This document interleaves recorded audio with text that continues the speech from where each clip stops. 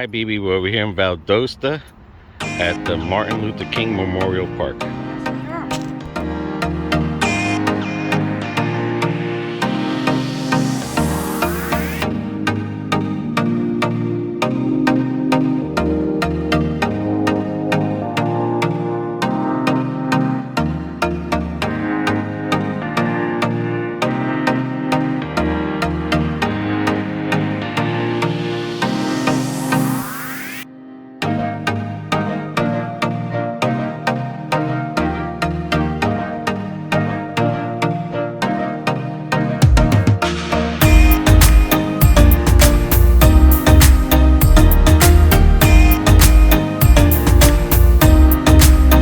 Right, it goes that way, but this is where it starts off at.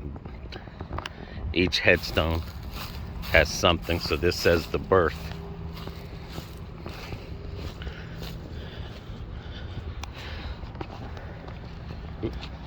Got myself in the way. It says Michael Luther King Jr. was born in Atlanta, Georgia, which that was the house we went to, on January 15, 1929, to Miss Alberta King, Baptist minister Michael L. King Sr. After visiting Europe in 1934, Michael King Sr. changed both his and his son's name in honor of Martin Luther, the 16th century church reformer. And that's the crazy thing, because I'm going to be honest with you. That was where my confusion was.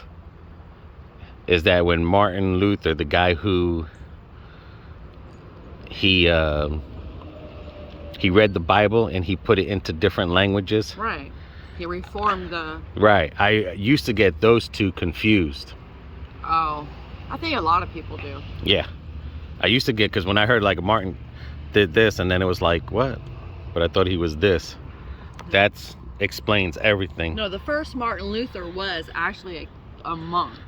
Right. He was the one who got the Bible and Right. he put it to all different languages for everyone to interpret The it. Catholic Church didn't want him to do that Right. because they wanted the people to depend Right. on the church to read the Bible. But yeah, now that clears up the confusion there. And that's what broke away the Catholic Church into Protestant churches. Yeah. So now I understand it more. Yeah. That his name was Michael, but it was changed for the 16th century church reformer. Right. All right, let's see if we find what the next stone is. But yeah, this is right here. It's beautiful. I mean, Valdosta is very beautiful. Yeah.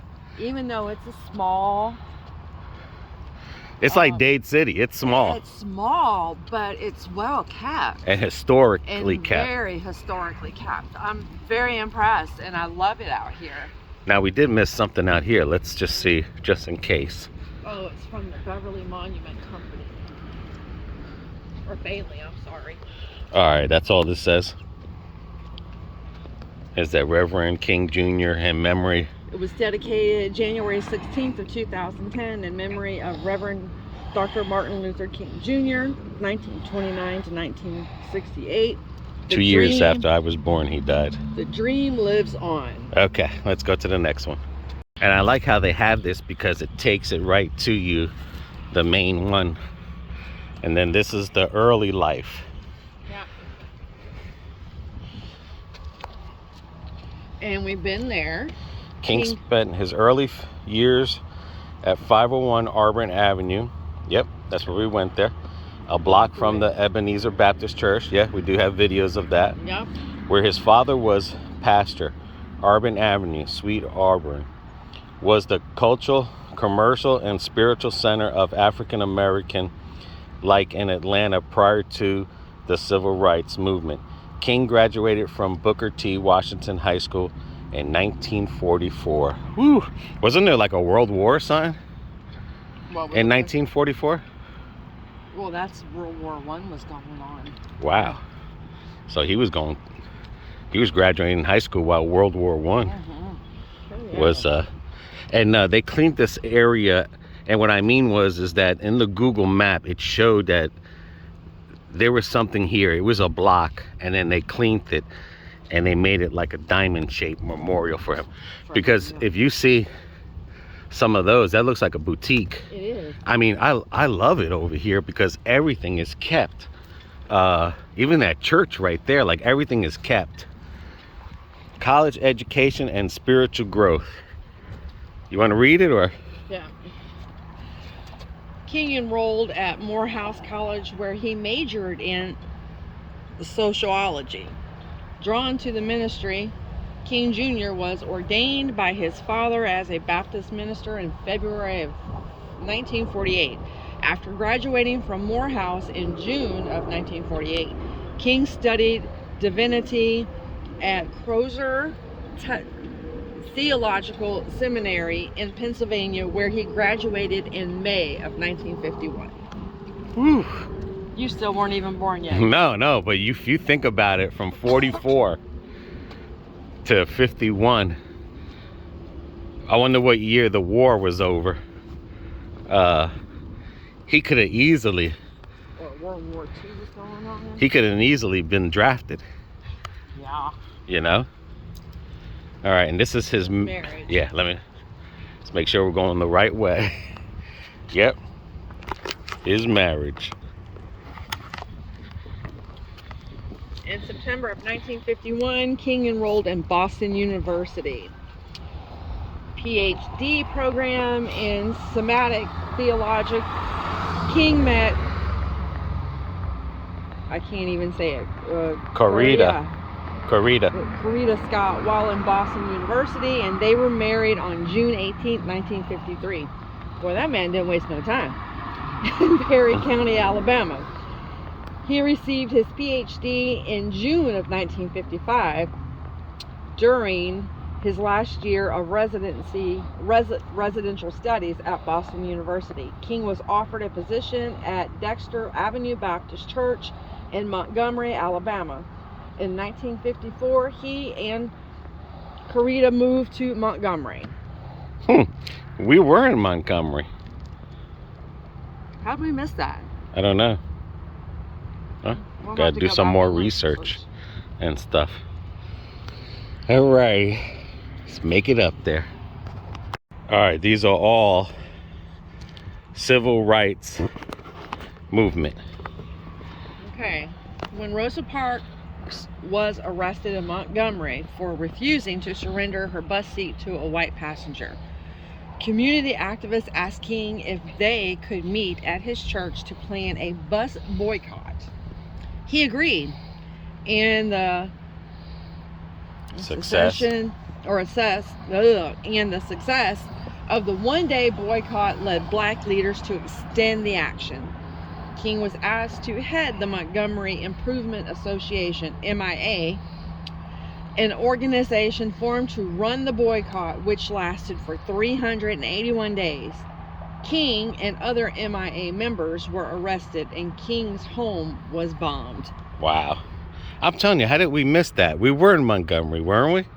Yeah. We went to Montgomery. We got to check it out. Addison. Yeah, I know. To Fort McClellan. Yeah. As we're getting closer, it's got all the civil rights movements, looks like, as we're... Right.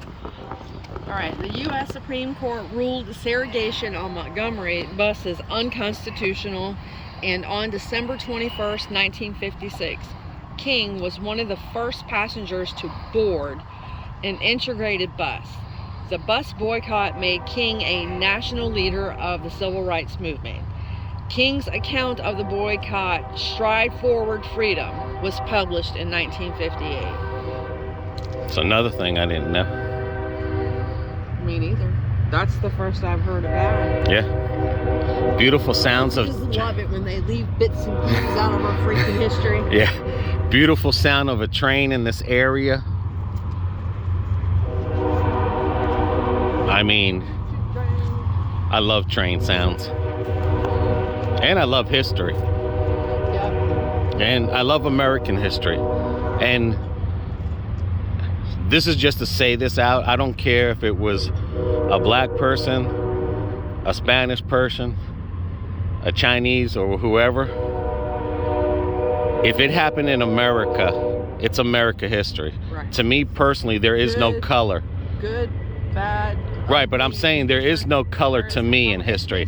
I don't believe like people should say black history white history, Spanish history, because you want to know why? Because if it happened in America, It's that's American history. And that's how I feel about anything that happens here. Civil rights movement again. Okay. In 1957, King became president of the Southern Christian Leadership Conference, SCLC, which was headquartered in Atlanta. In 1960, King moved to Atlanta to be more involved in the campaigns of the SCLC. King's leadership focused on non-violent protest. Get the words. So much has changed. I think this man was born before his time. I think this is when we needed him. Is now and stuff. I agree. Yeah, definitely we need him now. All right, let's see. We got legacies. This is beautiful. I love Let's see what that thing in the middle says real quick. The historical perspective, the Valdosta, Lowndes County Martin Luther King Commemorative Committee. Oh, okay. That's just saying that the group here. That's the group that dedicated it. Yeah. Put all this together for him and the family. Well, that's cool. And they needed it. Yeah. Every community needs Martin Luther King I don't care where you live. History. All right, let's go to the one over there. All right, baby, we're by the legacy part. Okay. All right. Coretta Scott King founded the King Center in Atlanta in 1968. The center is dedicated to advancing King's philosophies.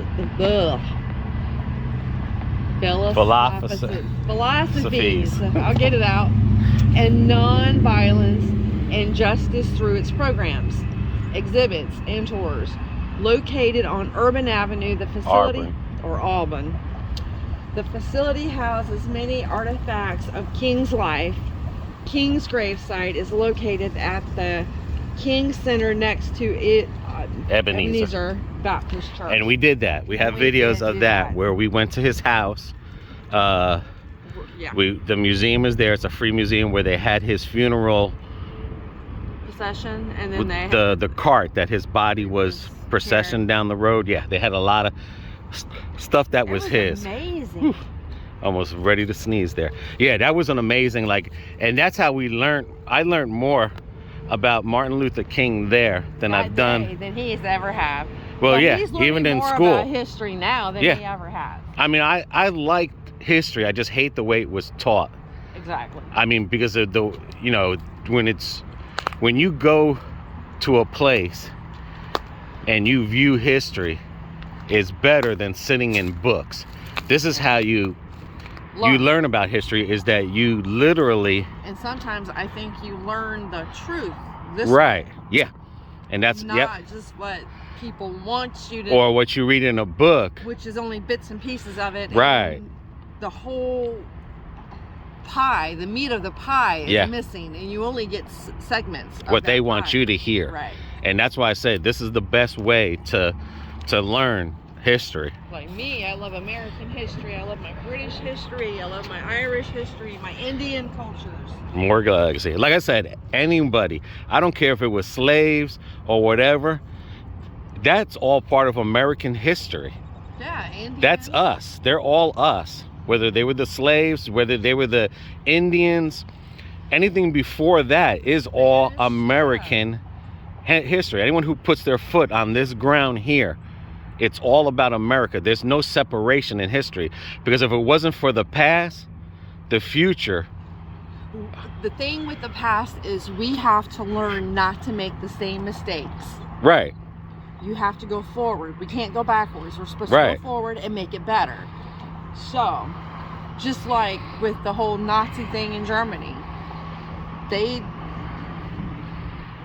are so worried about socialism that they move forward They don't want to go back to No, the but they always keep their stuff but there. They keep it there as a reminder that we don't want to go back to this. Okay, now back to this. Okay, in 1983, Congress passed legislation to make the third Monday in January a national holiday in honor of Dr. King. In 1974, the federal government added that King's Historic District to the National Registry of Historic Places. The district included Ebenezer Baptist Church, King's birth home on Auburn Avenue, and the grave sites. Yeah, and that's where him and his wife are buried. And then it leads you right up to this. Now, I know the one is Valdosta, or Georgia's flag. I don't know what that other one is. Maybe that's the county flag? No, the SCLC flag. Okay, what's that? That's the membership. Oh, the society? The society flag. The people over there? Yeah, that could be. Anyone who knows, let us know. Like Christians has got a certain one. Right. Baptists, you know, gotcha. They have their own. Gotcha. Which I think they're quite creative to come up with their stuff. And this is right here, and I'll get the name of the streets, but here's 29 to 68. There is something that I must say to my people who stand on the warm threshold which leads into the palace of justice. In the process of gaining our rightful place, we must not be guilty of wrongful deeds. Let us not seek to satisfy our thirst for freedom by drinking from the cup of bitterness and hatred. And that's what we're doing now. We're drinking from the cup of bitterness and hatred for freedom. Alrighty, this man is very, like I said, he was definitely he's got some words before his time. And this will be the day when all of God's children will be able to sing the new meaning. My country, 'tis of thee, sweet land of liberty, I sing. Land where my fathers died, land the pilgrim's pride. From every mountain side, let freedom ring. Now that just shows you right there. Here's a man that believes in that song, my country, 'tis of thee. You see? National anthem, yeah. So there's a man that everyone wants to tear something apart, he wanted to build it. He built it. This is the I have a dream. Yeah. I have a dream that one day this nation will rise up, live without true meaning of its creed. We hold these truths to be self-evidence that all men are created equal. They are. I have a dream that one day the red hills of Georgia, the sons of former slaves and the sons of former slave owners will be able to sit down together in the table of brotherhood.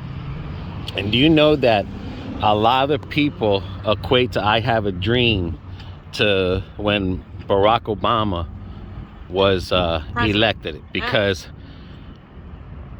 everyone voted, no matter what they were, for a black president, not once, but twice. And that's what he was trying to get to. Like the day that we vote, in other words, the sons of former slave owners and former slaves. That doesn't mean that because you came from another country here, like Iraq or something, right? That doesn't mean that you're a slave owner or a former slave. He was just trying to say that on both sides of the table, in other words, culture-wise, if you think culture versus culture, in this case, and I think a lot of it too is when there's something different, a lot of people don't know how to accept it or how to interpret it, or they're afraid of different. Yeah, they don't like change. They don't like something that's outside their safety zone. Right. You know, and which is stupid, because every day we wake up, we have to step outside that box. Yeah, because there's more to the I have a dream thing. Yeah. Because I know it's like where it says he predicts that the day that there is a black president, that everything, both sides of the table, should have been there. Yeah. All I right. agree with him. When we allow freedom to ring, when we let it ring from every village and every hamlet, from every state and every city, we will be able to speed up that day of all of God's children, black men, white men, Jews, Gentiles, Protestants, Catholics, will be able to join hands and sing in the words of the old Negro spiritual, free at last, free at last. Thank God Almighty, we are free at last. And in the times that we are in now with the virus going on, I mean, it's like, well, the thing is like I said, free at last, God Almighty, we are free at last. So hopefully let's hope we'll be free at last. But this is on Ashley Street, and I think this is Martin Luther King East. Yeah. And that's where you'll see this. I learned something new today. I will say that much. It's a beautiful area. You hear the trains. Got a nice little church there. Yes. I love all those old churches. I don't care. Yeah, what I love religion this. they are. I wouldn't mind living here. Nice and quiet. Yeah, let's go to the other side real quick. Okay. But yeah, View's trying to figure out if that's a house or a business, but it's got an air condition, so. Well, but it could be a business, I mean. This is the street's corner. The GPS will put you over there somewhere. But yeah, there's that bless the church GPS. and stuff. And there's the monument. I'll say one thing, I can sure live in a place like, I guess that's why I like Alabama. And like right now, this part of Georgia, because it's kept so original. Yeah. And look how quiet it is here and stuff. I mean, it's beautiful out here. It is. Yeah. Be careful. All right, guys, from Valdosta, come check this place out. I definitely learned something new here. I definitely learned about his name change.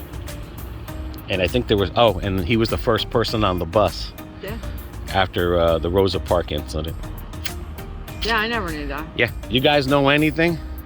Let us know. Yeah, and when we go home, we gotta check out Montgomery, and I gotta find those things again. Yeah, because we were in Montgomery and we were looking for stuff, and that never popped up. Other than that barbecue place. Until our next adventure, guys. See the y'all. American history.